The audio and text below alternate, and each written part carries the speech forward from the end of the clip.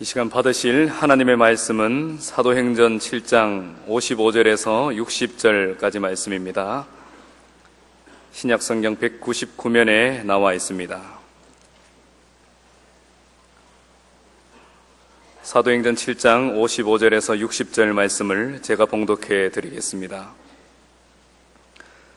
스데반이 성령 충만하여 하늘을 우러러 주목하여 하나님의 영광과 및 예수께서 하나님 우편에 서신 것을 보고 말하되 보라 하늘이 열리고 인자가 하나님 우편에 서신 것을 보노라 한데 그들이 큰 소리를 지르며 귀를 막고 일제히 그에게 달려들어 성 밖으로 내치고 돌로 칠세 증인들이 옷을 벗어 사울이라 하는 청년의 발 앞에 두니라. 그들이 돌로 스데반을 치니 스데반이 부르짖어 이르되 주 예수여 내 영혼을 받으시옵소서 하고 무릎을 꿇고 크게 불러 이르되 주여 이 죄를 그들에게 돌리지 마옵소서 이 말을 하고 자니라. 아멘. 사도행전의 상징적인 인물은 물론 베드로, 바울, 거기에 덧붙여서 초대교회의 7 집사를 들 수가 있겠습니다. 그 중에서도 집사 빌립과 스데반은 매우 특이한 위치를 차지하고 있는데, 빌립은 전도자의 상징이란다면은 스데반은 순교자의 상징이라고 말할 수 있습니다. 사도행전의 심장이 무엇인가? 한마디로 말한다면 모진 핍박 속에서도 꺾이지 아니하는 구령의 열정과 순교의 정신이다, 그렇게 말할 수 있겠습니다. 한번 같이 해볼까요? 구령의 열정, 순교의 정신. 이 특별히 순교는 사도행전의 꽃이라 할 수 있습니다. 사도행전에서 보여주는 바로 그 교회의 또 다른 특징은 그러니까 순교하는 공동체. 본문을 통해서 초대교회 순교 신앙의 모습을 살펴보고 또 성경 전체 교회사에 나타난 하나님의 뜻을 우리가 또 생각해 본 다음에, 그러면 우리가 어떻게 하면 우리 교회 순교하는 공동체로 진일보해 나갈 것이냐 함께 고민하는 시간이 되면 좋겠어요. 자, 첫 번째, 초대교회의 순교 신앙의 모습. 뜻밖에도 이 초대교회 최초의 순교자가 사도들에게서 나오지 아니하고 오히려 갓 뽑힌 집사님 중에 나왔다 하는 사실이 우리에게 상당히 신선한 충격을 줍니다. 집사 스데반은 예수님을 위해서 스스로 순교의 길을 택했어요. 그는 기독교회의 첫 순교자로서 이 스데반 집사님의 삶은 그 이후에 오는 많은 사람들에게, 특별히 사도 바울에게 매우 큰 영감을 주었던 것입니다. 성도 여러분, 예수님의 교회는 순교하는 공동체인 줄로 믿습니다. 복음을 위해 순교할 각오로 박해자들을 향해서 의연히 맞서고 있는 이 스데반 집사님, 이 모습 보십시오. 오늘 본문에 보면 거기 55절, 스데반이 성령 충만하여 하늘을 우러러 주목하여 하나님의 영광과 및 예수께서 하나님 우편에 서신 것을 보고 그랬어요. 여러분, 원수들 앞에 서서 담대히 복음을 외치던 스데반이 성령 충만해서 하늘을 우러러 보니까 거기에 하늘의 영광이 나타나는데요, 영안이 열린 것이죠. 예수님께서 하나님 보좌 우편에 서신 것을 보았다 그랬습니다. 성경에 보면 승천하신 예수님이 주로 보좌에 앉으셨죠.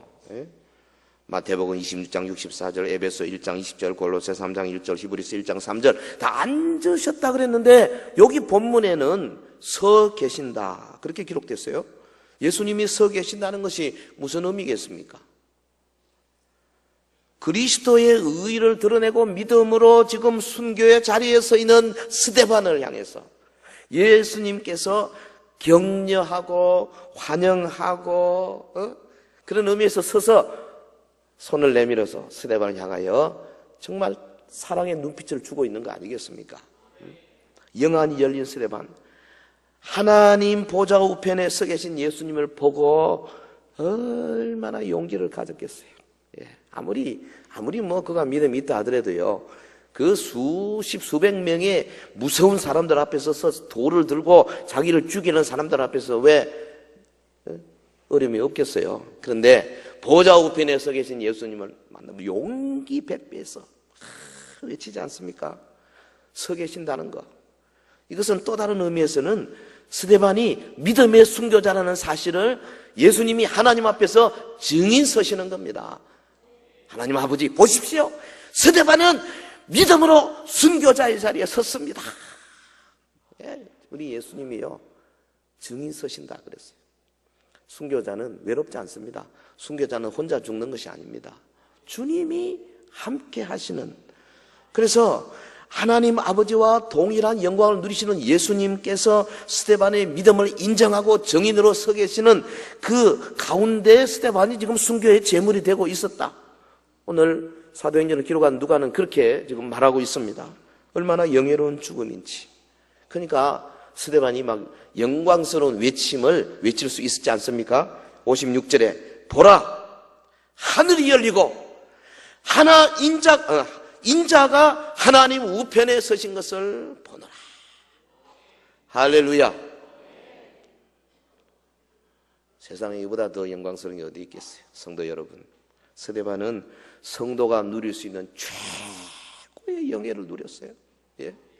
초대교회는 이후에 스데반의 그 순교의 열정을 본받아서 수많은 사람들이 예수 복음 때문에, 하나님의 이름 때문에, 교회 때문에 목숨을 걸고 기꺼이 의연히 순교의 자리로 나갈 수 있었던 겁니다. 그들은 사나 죽으나 오직 예수 그리스도와 그의 복음을 위하여 삶을 헌신했어요.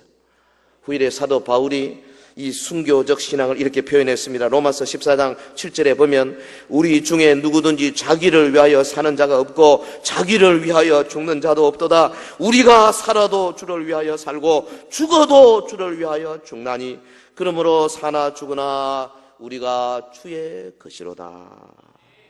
한평생을 순교적인 믿음으로 살았던 사도 바울, 그도 결국 AD 67년 저 로마에서 목 잘려 순교의 제물이 되었습니다. 지난번에 로마에 방문했을 때요, 거기 사도 바울의 순교 성지 가보니까 거기가 순교 직전에 갇혀 있던 그 감옥이 아직도 있고, 그 다음에 바로 순교 자리, 단두대의 그 자리가 지금은 교회당으로 돼가지고 추모하고 있는 거 봤어요. 여러분, 얼마나 멋진, 정말 멋있는 그리스도인지 모릅니다. 초대 교회의 기둥이었던 예수님의 제자들은 모두 이처럼 순교적인 신앙으로 살다가 결국은 주님을 위해서 생명을 바쳤어요. 사도 베드로는 로마에서 십자가에 거꾸로 못 박혀 죽었습니다. 베드로의 동생 안드레는 그리스에서 복음을 전하다가 X자형의 십자가에 못 박혀 죽임을 당했습니다. 야고보는 예루살렘 초기에 헤롯 아그리파 왕에게 목뱀을 당했습니다. 그의 동생 요한은 에베소에서 끓는 가마에 던져졌다가 튀어나오게 되니까 저들이 놀라서 밤모섬으로 정배시켰습니다. 요한은 밤모에서 계시록의 환상을 체험하고 기록했습니다. 하나님의 사람 빌립은 브리기아에서 전도하다가 기둥에 매달려 순교했습니다. 바돌로메는 아르메니아에서 거꾸로 십자가에 달려 죽었고, 도마는 멀리 인도 남부에서 전도하다가 창에 맞아 죽었습니다. 사랑하는 성도 여러분, 마태복음을 남긴 사도 마태는 에티오피아에서 전도하다가 목뱀을 당했고, 알페오의 아들 야고보는 성전 꼭대기에서 떨어뜨려져 순교했고, 유다는 파사에서 활촉에 맞아 죽었습니다. 하나님의 사람 시몬은 애굽에서 전도하다가 유대에 와서 십자가에 못 박혀 죽었고, 최후의 사도 마띠아는 에티오피아에서 돌에 맞아 장렬히 순교의 제물이 되었습니다. 성도 여러분, 초대교회는 순교하는 교회였어요. 고난 없이 복음이 전해지지 않지 않습니까? 순교 없이 교회가 세워지지 않지 않습니까? 사도행전의 사람들은 주님을 위해서 목숨을 걸고 살았던 사람들입니다. 그래서 저와 여러분이 종말에 사는 우리도 또한 그러해야 할 줄로 믿습니다. 자, 그러면 두 번째, 신구약 성경 전체에 나타난, 교회사에 나타난 하나님의 뜻이 어떠한가? 순교는 신약 성경만의 전유물이 결코 아닙니다. 하나님은 일찍이 그 열방 가운데서 이스라엘 백성을 뽑아가지고 이스라엘로 하여금 모든 열방의 제사장 나라로 세우셨어요. 그래서 복음을 들고 여호와의 구원을 외치다가 순교적인 나라, 순교적인 백성이 되도록 원하셨습니다. 근데 이스라엘이 그 역할을 하지 못했지 않습니까? 하나님이 그들 가운데 주의 종들을 뽑아서 복음을 전하고 하나님의 사랑을 전하고 하나님의 나라의 영광을 전하다가 때로는 감옥에 갇히고 때로는 우물에 빠뜨려지고 때로는 매맞고 때로는 굶고 때로는 쫓겨나고 때로는 목베임을 당하도록 허용하셨습니다. 남방 유다 왕국의 말기에 하나님은 선지자 이사야를 불러내어서 패역한 백성들에게 하나님의 경고의 말씀을 전하게 했습니다. 여러분, 이사야 6장에 보면 이사야가 성전에서 하나님의 영광을 목도하지 않습니까? 서랍들이 날아오르는 것을 보고, 그리고 그 하나님께서 보좌 우편에서 거룩하게 계시는 모습을 보고 화로다 나여 망하게 되었도다, 자신의 부족을 아뢰지 않습니까? 주님께서 그의 죄를 깨끗이 씻어 주실 때에 그의 영안이 열리고 영의 귀가 열리는 거 있지 않습니까? 그동안에는 몰랐었습니다. 그런데 하나님께서 외치시기를 내가 누구를 보내며 누가 우리를 위하여 갈고, 비로소 그 하나님의 음성을 들은 이사야, 제가 여기 있나이다, 저를 보내십시오. 여러분, 자신의 소명을 깨달은 선지자는 보냄을 받은 대로 백성들에게 갔습니다. 백성들이 듣기 싫어한 소리만 골라가면서 하나님의 계명을 전했습니다. 전하고 또 전했습니다. 마침내 악한 무리들이 그를 붙들었습니다. 므낫세 왕에 의해서 선지자 이사야 톱에 쓸려 장렬하게 죽임을 당했습니다. 근데 그렇게 죽는 것이 하나님의 뜻이었습니다. 선지자 이사야를 거기 죽음의 자리로 보내시는 것이 하나님의 뜻이었다 이 말이죠. 순교는 초대교회의 전유물이 아니에요.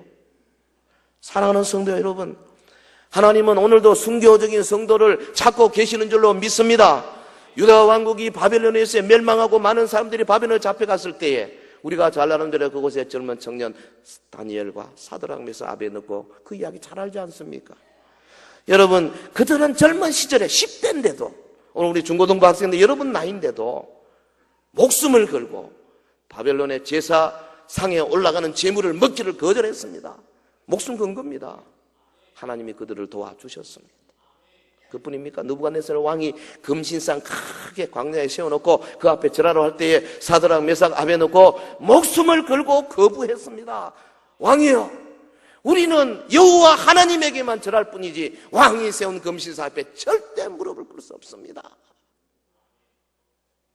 7배나 더 뜨거운 풀무불에 던져짐을 당할 때까지 그들은 그들의 믿음을 절대 굽히지 않았습니다. 여호와 하나님이 우리를 살려주실 것입니다. 왕이 아무리 뜨거운 풀무불을 만든다 할지라도 하나님이 우리를 도와주실 것입니다. 그리 하지 아니하실지라도 우리는 왕이 세운 금신상 우상 앞에 절할 수 없습니다. 할렐루야. 순교적인 신앙. 여러분, 하나님의 사람 다니엘은 자신을 모함하고 자기를 미워하는 무리들이 온전히 자기를 향해서 몰래 카메라를 세워놓고 조사하는 거 다 알고 있으면서도 여전히 하나님 앞에 예배자의 자세를 흐트러뜨리지 않았습니다. 정해진 시간에 하나님 앞에 예배하고 기도했습니다. 잡혀서 사자굴에 던져짐을 당할 때도 다니엘의 마음 보십시오. 여호와 하나님께서 나와 함께 하신다. 서로 나를 지켜주지 아니하실지라도 나는 하나님 앞에 예배드리는 시간을 절대로 나는 소홀히할 수 없다. 이게 우리 순교신앙이에요. 예배 시간을 잘 지키는 게 순교신앙이에요. 기도 시간 지키는 게 순교신앙이에요.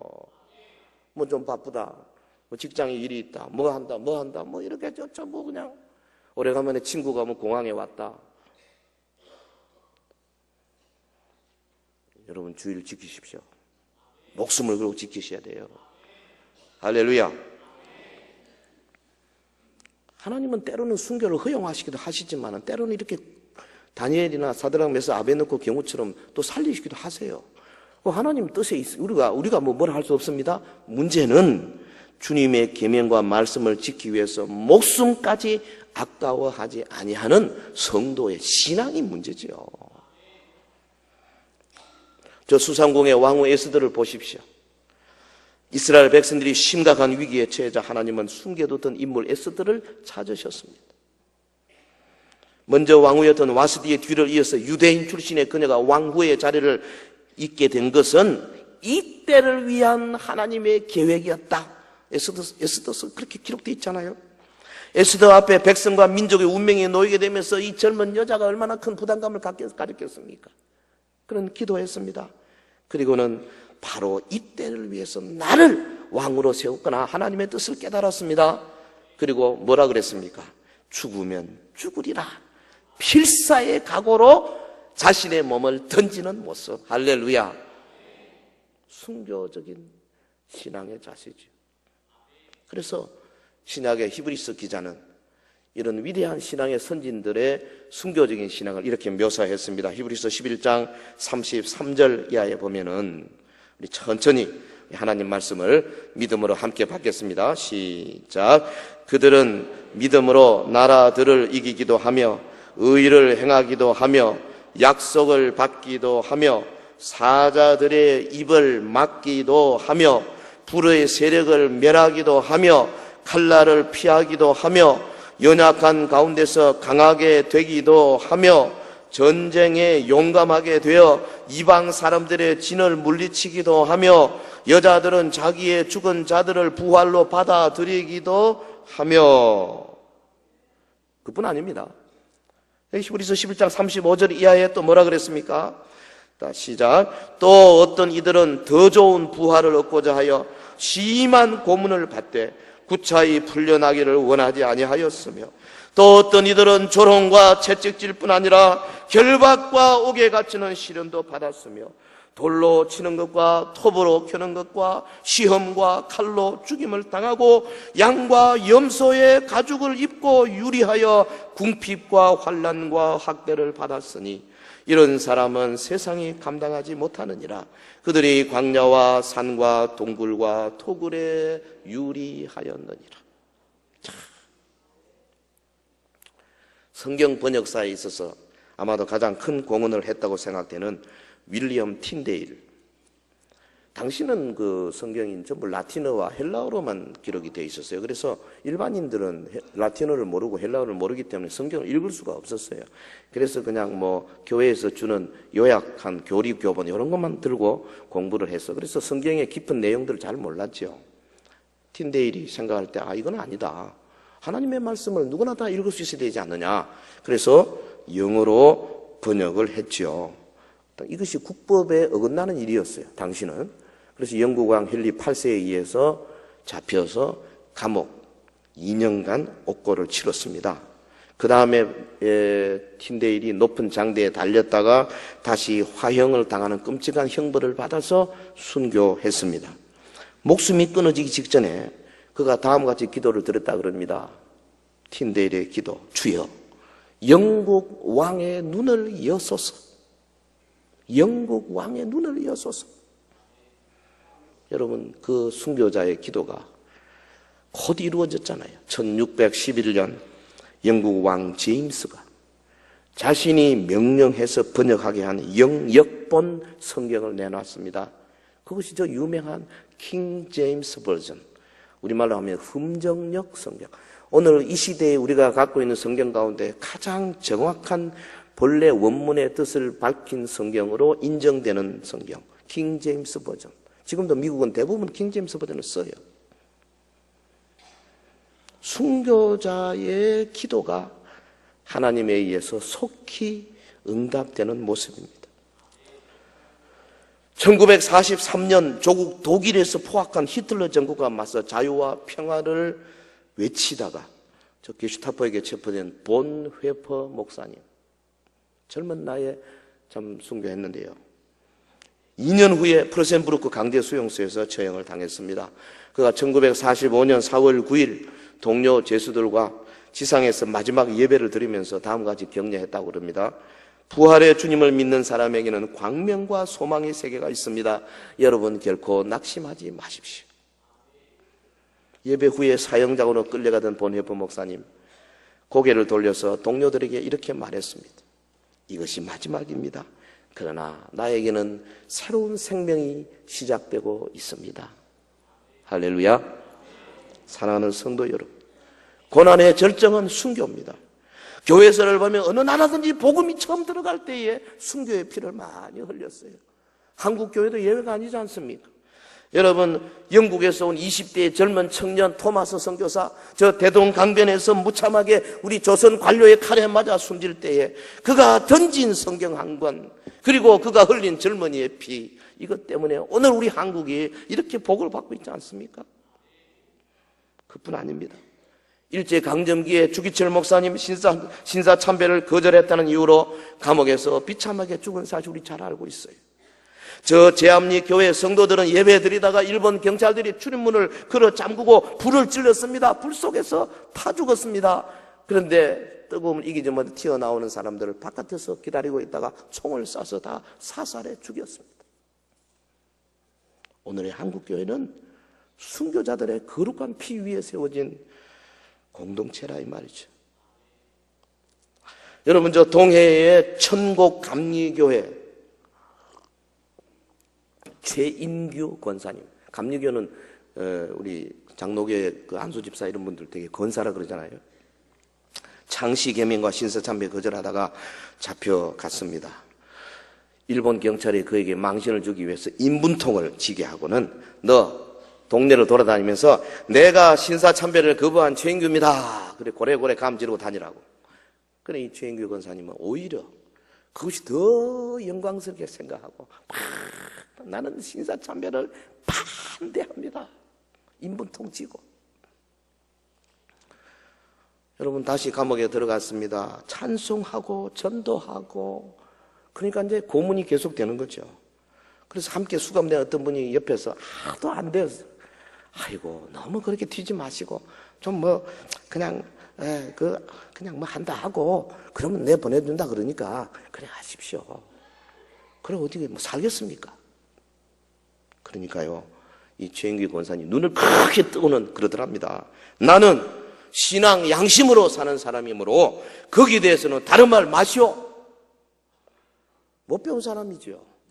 오늘 우리처럼 신학에 성경에 무슨 제자 훈련에 많은 지식이 없지요. 그렇지만은 그가 우리 신앙의 선조들이 가졌던 게 뭡니까? 예수 신앙, 오직 예수, 십자가 신앙, 순교적인 신앙.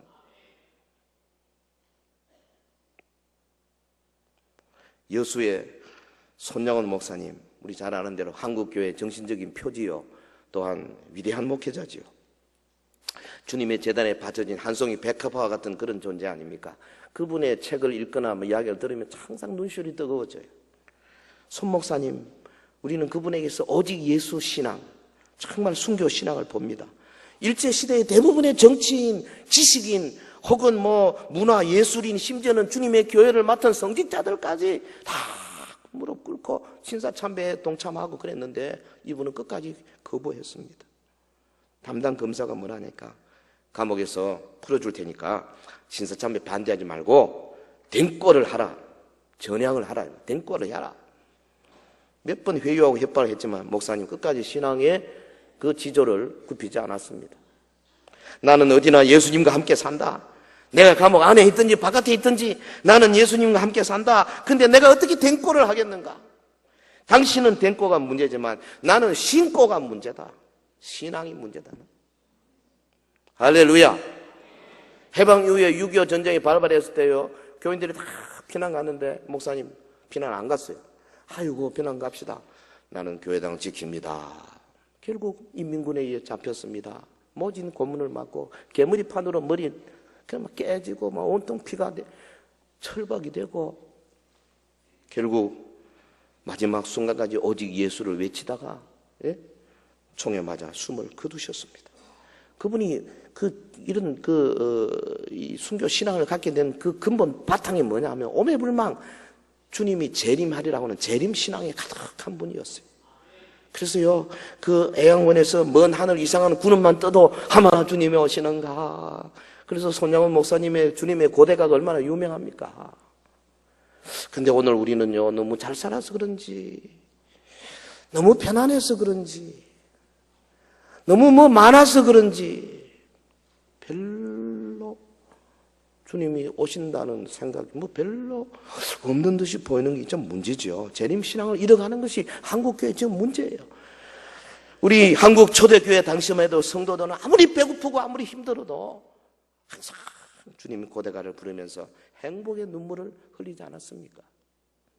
사랑하는 성도 여러분, 자, 우리가 순교하는 교회들이면 어떻게 해야 될까?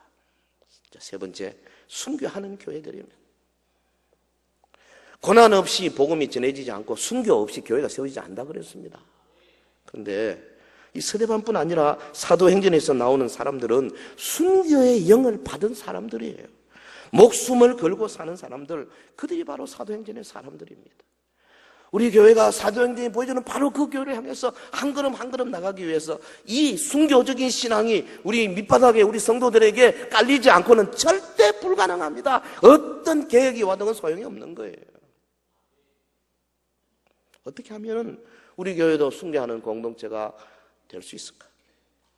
우리 교회가 사도행전에서 보여주는 바로 그 순교하는 교회가 되려면 무엇을 해야 할 것인가? 어떤 점이 필요한가? 먼저는 우리 모두 주님께서 스데반의 순교 장면에서 보좌 우편에 벌떡 일어나 스데반을 향하여 환영의 손을 내미는 모습을 아주 그림으로 박아놔야 됩니다. 요즘 우리 영상 세대 아닙니까? 여러분 머릿속에 그림으로 다 사진 찍어놔야 돼요. 순교 자리에 스데반이 말씀을 외치고 흉악한 무리들에 의해서 돌에 맞을 때에 하늘을 보니까 예수님께서 하늘 보좌에서 서서 스데반아 빨리 올라오너라 주님이 팔을 내밀고 계시다는 사실을 우리가 사진 찍어놔야 돼요. 여러분 페이스북이나 카카오 스토리나 여기다 사진을 탁 찍어놔가지고 아주 딱 뜨면 그게 나오도록 만들어놔야 돼요. 이게 중요해요. 주님이 함께 하신다. 주님을 사랑하시는 성도 여러분, 주님의 관심은 순교적 신앙으로 하나님 나라를 위해 일하는 성도들을 위해 집중된다는 거 잊어버리시면 안 돼요. 예? 우리 모두 평소에 고난의 십자가를 지는 연습을 게을리하지 말아야 하겠습니다. 고난이 오기 전에, 환난이 오기 전에 연습해야 됩니다. 마태복음 16장 24절에 누구든지 나를 따라오려거든 자기를 부인하고 자기 십자가를 지고 나를 따를 것이니라. 누구든지 제 목숨을 구원하고자 하면 잃을 것이요 누구든지 나를 위하여 제 목숨을 잃으면 찾으리라. 여러분, 주님을 위하여 목숨을 잃는다는 것이 뭘 의미합니까? 자기를 부인하고 자기 십자가를 지고 주님을 따른다는 것이 도대체 어떤 삶을 말하는 것입니까? 지금 우리에게 필요한 것은요, 이론이 아니에요. 우리에게 필요한 것은 우리의 세계관, 우리의 가치관의 혁명적인 변화가 필요한 겁니다. 세상 나라의 가치관에서 하나님 나라의 가치관으로 변화되어야 할 줄로 믿습니다. 기도부터 바꿔야 돼요. 기도부터. 우리 한국교회의 기도가 대표적으로 주문형 기도 아닙니까? 주술형 기도. 하나님과 인격적인 관계 이런 거 상관없어. 내가 그동안에 어떻게 하나님 나간 상관없어. 어려운 문제 닥치면 그냥 부러지고 막 헌금도 많이 하고 막. 이게 뭐예요 이게? 그 밑바닥을 가만히 들여다보면 하나님을 인격적인 존재로 인정하지 않는 거예요. 그냥 달라. 하나님이 지금 나에게 뭘 원하시는가를 귀를 쫑긋거리면서 들어야 할 텐데요. 30분 기도하고 들을 생각도 안 하고 그냥 나가는 것이 오늘 한국교회의 현실이 아니냐 이 말이죠. 정욕을 위하여 구하지 아니하고 주님의 뜻을 위하여 구하다 보면 우리를 하나님께서 순교적인 자리로 점점 끌고 가십니다. 여러분, 주인공의 자리에 연연하지 말고 조연의 역할에 만족할 줄 알아야 돼요. 주인공은 한두 명밖에 없지 않습니까? 뭐 드라마도 그렇고 영화도 그렇고 조연은 많잖아요. 수십 수백입니다. 근데 너도 나도 주인공만 되려 하고 조연을 안 하려고 그래요. 자기를 높은 자리에 안 올려주면 아주 일을 안 하려고 그래요. 이것은 뭐 일반 성도뿐 아니라 우리 목사님 세계에도 좀 그런 것 같아요. 그래서 무슨 행사 같은 거 무슨 큰 어떤 무브먼트 무슨 운동을 좀 하려고 그러면 너도 나도 전부 다 회장을 안 시켜주면 안 하려고 그런단 말이죠. 우리나라의 가장 문제 중에 하나가 부흥사 협의회 같은데 그 신문에 광고 나는 거 보십시오.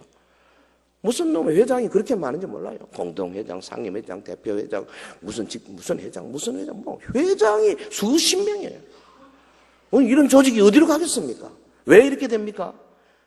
그 이름 안 올려주면 협조를 안 해주니까 그리 하는 거예요. 이런 것들이 지금 개혁돼야 할 문제예요. 낮아져야 합니다. 낮아지고 또 낮아져야 합니다. 말구유에 탄생하신 예수님의 겸손을 본받아야 됩니다. 이것이 순교적인 신앙으로 들어가는 이 전초전이죠. 감투를 초월해서 주님의 일에 매진할 줄 알아야 됩니다. 우리가 얼마나 명예롭게 많은지 몰라. 여러분, 한국 교회를 싸구려로 만들고 있는 것 중에 가짜 경력, 가짜 박사 학위 이거 허용해서는 안 됩니다. 정말 보통 문제가 아닙니다. 총신대 부설교회 문제 연구소에서 전국 24개 신학대학생들을 대상으로 설문조사한 내용이 있었는데요. 그 조사 내용에 보니까 교회 세속화의 첫째 원인으로 39% 물량제일주의, 둘째로 신앙과 생활의 별개화. 이 물량제일주의, 교회도요, 모이면 좋은 교회, 나쁜 교회, 어떻게, 나쁜 교회는 아니지만 좋은 교회, 그렇지 않은 교회 몇 명 모이냐, 1년 예산이 얼마냐, 선교사를 몇 명 파송했느냐. 물량적인 것에 가치를 두다 보니까 너도 나도 허창성세를 하게 되는 거예요. 이거 깨부셔야 합니다. 순교적인 교회가 되기 위해서는 정말이지, 여러분. 저부터 그래야 돼요. 어떻게 하면 우리 교회를 더욱 순교하는 공동체로 만들 수 있을까? 열심히 전도하시면 됩니다. 전도 많이 하시면 돼. 안 믿는 사람들은 마귀에 잡히는 사람들 아니에요? 이 어둠의 세력이거든요. 그게 우리가 뚫고 들어가서 전도하다 보면 반드시 싸움이 붙게 되어 있습니다. 그래서 우리가 고난의 자리로, 순교의 자리로 들어갈 수 있는 가장 좋은 방법은 전도하는 거예요. 할렐루야. 전도 안 하면 여러분 고난 없어요. 1년 내내 가도 아무 문제 없어요. 예수 믿는 거 편안합니다. 좋은 거 아닙니다, 그게. 부딪혀야 합니다. 영적인 싸움을 싸워야 합니다. 우리의 싸움은 혈과 육에 대한 것이 아니고 오직 하늘에 있는 악한 영들과 대한 싸움이라 그랬잖아요. 그래서 우리가요, 참 진리의 허리띠를 띠고 흉배 붙이고 평안의 예비한 복음의 신발을 신고, 그 믿음의 방패를 가지고 성령의 검 곧 하나님 말씀을 가지고 무시로 깨어 기도하는 이런 이 하나님의 전신갑주를 입어야 되는 이유가 뭐냐? 전도하면서 그 영혼을 건지기 위해서 싸우는 것 때문에 그런 거 아니겠어요? 이단과 사이비 집단과 싸우는 거 두려워할 필요 없어요. 어둠의 세력들은 진리를 수호하는 교회와 성도들에게 끊임없이 불화설을 날리고 있지 않습니까? 담대하게 싸워야 돼요. 지난번에 대전의 모 교회는요, 그 이단과 더불어 대판 싸웠지 않습니까? 그래서 뭐 법정에 싸웠는데 돈이 한 2억 들었대. 상대방이 법정에 나오니까 그럼 그 돈을 어디서 마련했냐? 성도들이 헌신적으로. 저는 그 말을 들으면서 막 속으로 막 울었습니다. 그렇다. 교회당 짓고 무슨 뭐 땅을 사고 부동산 투자하는 그런 돈이 아니라 하나님의 진리를 보수하기 위해서 2억씩 돈, 이게 보통 일이에요. 영적인 싸움, 순교적인 신앙. 사회의 부정과 불의에 주저하지 말고 입을 열어서 선지자적인 사명을 감당해야 됩니다. 정권이 부패할 때 과감하게 그들에게 맞서서 저항의 몸짓을 보여주어야 합니다. 예레미야 선지자는 주님의 말씀을 가감없이 증거하다가 뺨 맞았습니다. 감옥에 갇혔습니다. 우물에 빠뜨려졌습니다. 매 맞았습니다. 그래도 쉬지 않고 말씀을 전했습니다. 여호와여, 내가 주의 말씀을 이제는 안전하겠습니다. 전할 때마다 너무 힘듭니다. 그래서 내가 입을 다물었더니 내 속에 불 같은 것이 올라와서 내가 견딜 수 없나이다. 그리고 예레미야가 또 증거하고 또 증거. 그러니까 이 사람들이요, 예레미야를 질질질 끌고 애국까지 끌고 내려갔어. 거기서 그래도 하나님의 계명을 전하는 선지자를 향해서 자기 동족들이 돌을 들어 쳐서 선지자 예레미야 창자가 끊어지는 고통 가지고도 말씀을 전하다가 결국은 피를 흘려 장렬하게 순교의 제물이 되었어요.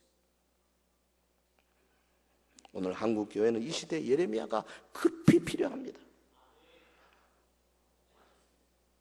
누가 좀 저한테 광고비 좀 주십시오. 그러면 신문에다 급구 이 시대 예레미야 내가 한번 광고를 좀 낼 판이야.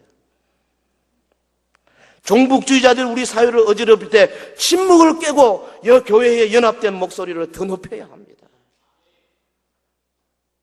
종교 편향의 부조리를 바로잡기 위해서 개교주의의 담을 헐고 연합의 광장으로 나와서 손을 맞잡아야 합니다. 알량한 교회 교권과 기독권을 수호하기 위해서 온갖 부도덕과 비윤리 그런 행동에도 눈 감아버리는 비겁한 무리들을 향해서 사자우를 토해내는 이 시대의 세례 요한들이 있어야 된다고 봐요.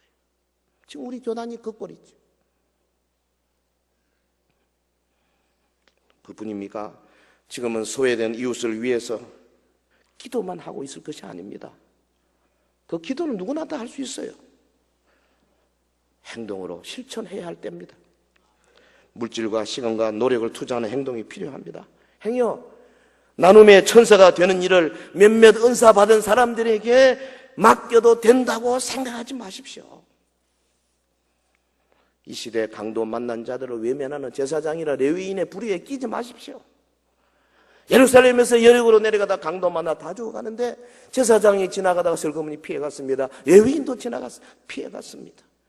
그런데 우리의 사마리아 사람 그를 만나서 그를 치료하고 그를 나귀에 싣고 다시 돌아와서 주인에게 맡기고 돈도 주고 내가 다시 와서 모든 여비를 내가 다 드리리다. 끝까지. 이 시대에 강도 만난 자들을 대표적으로 누구겠어요? 저 비운의 땅 북한을 탈출해서 중국 땅을 도망다니고 있는 30만, 엊그제 이야기 들어보니까 비공식적으로 50만 정도 된답니다. 40만의 우리 동포들입니다. 매년 2,000명 정도씩 잡혀서 북한으로 북송되고, 북송되면 대부분 죽거나 얻어맞아서 병신이 되거나 혹은 탄광으로 끌려가거나 그렇습니다. 반드시 21세기에 그런 일이 바로 우리 앞에서 일어나고 있는데, 여러분, 우리가 중국에 선교사는 파송하고 돈은 드리지만은 그들 우리 동포들을 위해서 정말로 한번 울어보고 그들을 위해서 내가 한번 헌신해 보겠다. 지난 주간에요. 우리 매주 월요일마다 탈북 난민 북송 반대 저 동성로 대구백화점에서 집회하기로 하고 좀 우리 그럴듯한 중대인기 목사님들 한 20여 분 제가 전화하고 좀 권유를 좀 해봤습니다만 제가 느낌은 이런 겁니다. 멀리서 메아리 소리를 듣고 즐기는 듯한 그런 느낌도 제가 전화하다가 그냥 네, 안 하겠다고 끊었습니다. 하나님께서 보내주시도록 기다려야 되겠다. 이유가 여러 가지입니다. 우리 교회는 중국에다가 뭘 투자해서 뭐도 하고 있는데 그런 거 있으면 중국에 가서 잘못하면 어려움도 당할 수도 있고 그 다음에 뭐 비자가 안 나올 수도 있고 뭐 여러 가지 이야기를 하더라고요. 주여,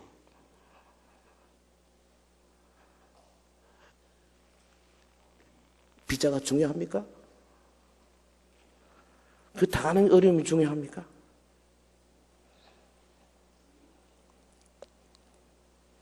(30만) 탈북 난민들은 나 몰라라는 태만의 죄를 더 이상 용납해서는 안 됩니다. 뭔가는 해야 합니다. 뭔가는 함께 모여 기도하면서 개인에게 어떤 불이익이 온다 할지라도 저 비인도적이고 잔인한 북한 김정은 공산 정권과 중국 공산당 정부를 예수 이름으로 하나님 앞에 고발해야 합니다. 그리고 종말에 전 세계적으로 임할 대환란의 차가운 계절을 준비해야 합니다. 초대 예루살렘 교회에 불어왔던 핍박의 바람 앞에 용감히 맞섰던 스데반의 용기를 키워야 합니다. 네로 황제 이후에 한 세기 이상 동안에 수많은 사람들 엄청난 박해 속에서 맹수의 밥이 되어가면서도 마라나타 신앙을 끝까지 지키고 부르짖었던 그들, 지하교회 성도들, 수많은 순교자들의 발자취를 따라가야 할 것입니다. 사랑하는 성도 여러분, 오늘 하나님은 당신의 일을 할 사람을 부르시고 찾고 계십니다. 이 땅에 숨겨놨던 사람들, 내가 누구를 보내며 누가 우리를 위하여 갈고, 뭐 일을 하다 보면 마음이 안 맞을 수도 좀 있어요. 싸울 수도 있어요. 그런 건 별거 아니에요. 하는 건 뭐 그냥 다 같이 묶어도 됩니다. 그러나 정말 이 광대무변한 이 온 세상을 향해서 하나님께서 지금 어마어마한 역사를 이루고자 하시는 이 일에 우리가 순교적인 열정으로 뛰어드는 이것보다 더 중요한 것이 없잖아요. 주님을 위하여 낯을 일구는 구령의 열정과 순교적 정신을 가진 사람입니다. 계시록 11장의 두 증인이 바로 그런 사람입니다. 아니 지금 바로 이 자리에 모인 여러분들이 그런 사람이 되어야 안 되겠어요? 우리 교회가 어떤 교회인데요? 하나님 우리 교회를 사도행전이 보여주는 바로 그 교회로 향하여 한 걸음 한 걸음 더 나갈 수 있도록 지금 역사하고 계시는 줄 믿습니다.